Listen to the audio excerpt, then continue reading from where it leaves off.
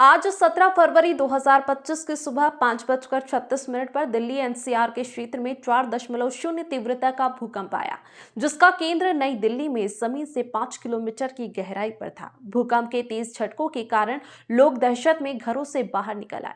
हालांकि अभी तक किसी जानमाल के नुकसान की सूचना नहीं है।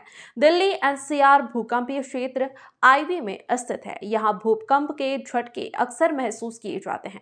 विशेषज्ञों के अनुसार इस क्षेत्र में सतर्कता और भूकंप रोधी निर्माण तकनीकों का पालन करना आवश्यक है। भाई हिलने जैसा महसूस हुआ। जल्दी जल्दी कमरे से निकला तब तक वो शांत हो चुका था। 2 सेकंड का था कम से कम। एक झटका सा महसूस हुआ था। टाइम क्या बताएंगे, इतने में खत्म हो गई।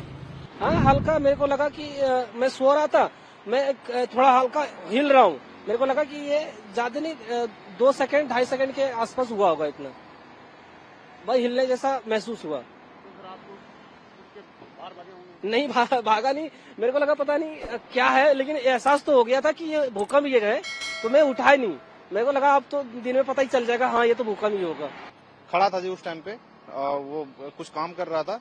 तेज झटका सा महसूस हुआ, फिर जल्दी जल्दी कमरे से निकला तब तक वो शांत हो चुका था। 2 सेकंड का था कम से कम। कमरे से बाहर निकल के भागना चाह रहा था, लेकिन मैं ऊपर रहता हूँ तो वहां से फिर जल्दी निकल नहीं सकता था, तो इस वजह से मैं वहीं पे रुका रह गया। तब तक वो शांत हो चुका था। कब 5:25 पर था, महसूस हुआ था, बदन हिल गया था। मैं सो रहा था गाड़ी पे, फौरन उतर गया। कितनी देर तक का भूकंप था? मतलब एक झटका सा महसूस हुआ था। टाइम क्या बताएंगे, इतने में खत्म हो गई। भूकंप आया था, बहुत स्पीड से आया था और आया था वो 5:36 के करीब आया था। हाँ, कितनी देर का भूकंप था? कम से कम ऐसा था, कम 10 सेकंड का। काफी तेज आया था। काफी तेज आया था। आप उस टाइम पे रह रहे थे? मैं उस टाइम पे बैठा था।